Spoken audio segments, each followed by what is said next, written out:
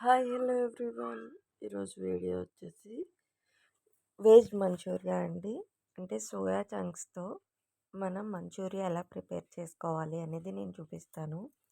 First దానికి కావాల్సింది కొన్ని సోయా చంక్స్ని తీసుకోండి. ఇప్పుడు గ్యాస్ పైన కొంచెం వాటర్ పెట్టుకొని హీట్ చేసుకోవాలి. అవి బాయిల్ అవుతున్నప్పుడు సోయా చంక్స్ని వాటర్లో వేసుకోవాలి. ఒక 5 మినిట్స్ కుక్ చేసి ఒక ప్లేట్లోకి ట్రాన్స్ఫర్ చేసుకోవాలి.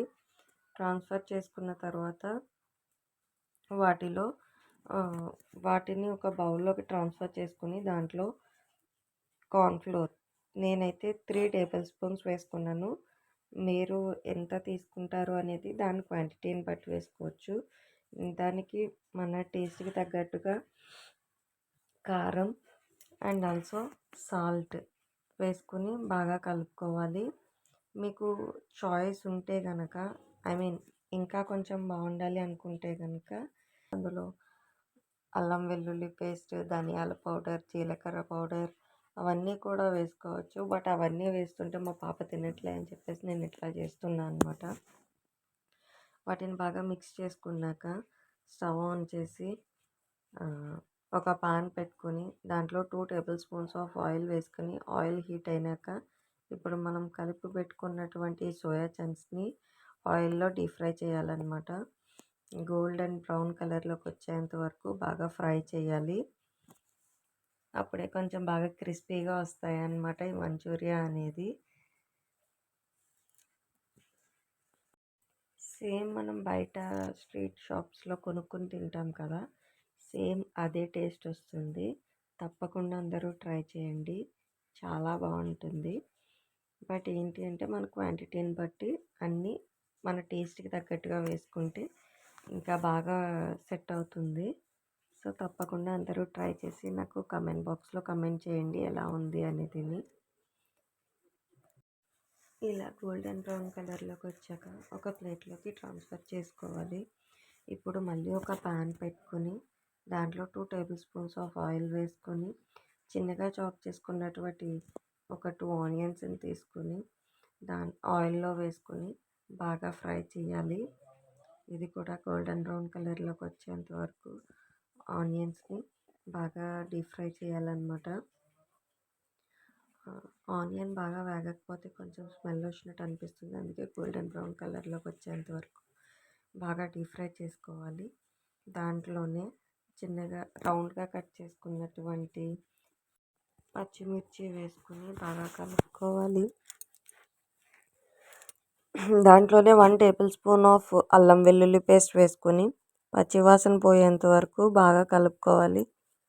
3 బాగా డ్రై రోస్ట్ అయినాక 1 spoon of soya sauce, 1 spoon of tomato sauce, 1 spoon of green chilli sauce.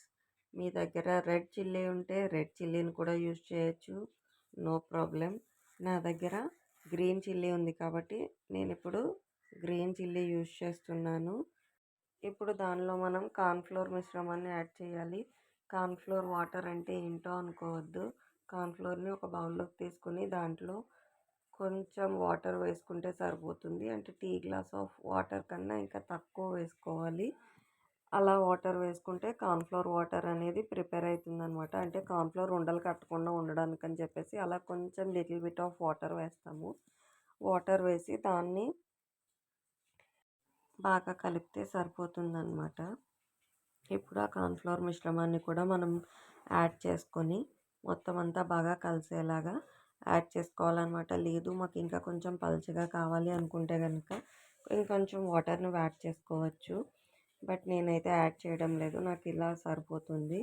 ఇప్పుడు దాంట్లోనే కొంచెం కారం అండ్ సాల్ట్ వేసుకొని బాగా కలుపుకోవాలి. ఇప్పుడు మనం ముందుగా ప్రిపేర్ చేసి పెట్టుకున్నాం కదా సోయా చంక్స్ని డ్రై రోస్ట్ చేసి వాటిని వేసి బాగా కలుపుకోవాలి. ఈ మొత్తం అంతా కూడా ఆ సోయా చంక్స్కి పట్టేలాగా మనం బాగా కలపాలన్నమాట. అది మొత్తం దానికి పడితే చాలా టేస్ట్ వస్తుందన్నమాట. టేస్ట్ మొత్తం దీంట్లోనే ఉంటుంది అనుకోవచ్చు, చాలా బాగుంటుంది. తప్పకుండా అందరూ ట్రై చేయండి. అండ్ కమెంట్ బాక్స్లో కమెంట్ చేయడం మాత్రం మర్చిపోవద్దు ఎలా ఉంది అనేదిని. అండ్ ఫస్ట్ టైం ఎవరైనా నా ఛానల్ని చూస్తే కనుక సబ్స్క్రైబ్ చేయండి అండ్ సపోర్ట్ చేయండి. చూస్తుంటేనే నోరూరిపోతుంది కదా మీకు. మరి ఇంకెందుకు లేటు, ట్రై చేయండి. అండ్ ఇలా మనం బాగా కలుపుకున్న తర్వాత ఇప్పుడు స్టవ్ ఆఫ్ చేసేసుకొని దాన్ని సర్వ్ చేసుకోవడమే. ఒక ప్లేట్లోకి ట్రాన్స్ఫర్ చేసుకొని దాంట్లో మనకి పైన ఆనియన్స్ అండ్ లెమన్ స్క్వీజ్ చేసుకోవచ్చు. మీకు ఇష్టం ఉంటే లెమన్ స్క్వీజ్ చేసుకోండి, లేకుంటే స్కిప్ చేయండి.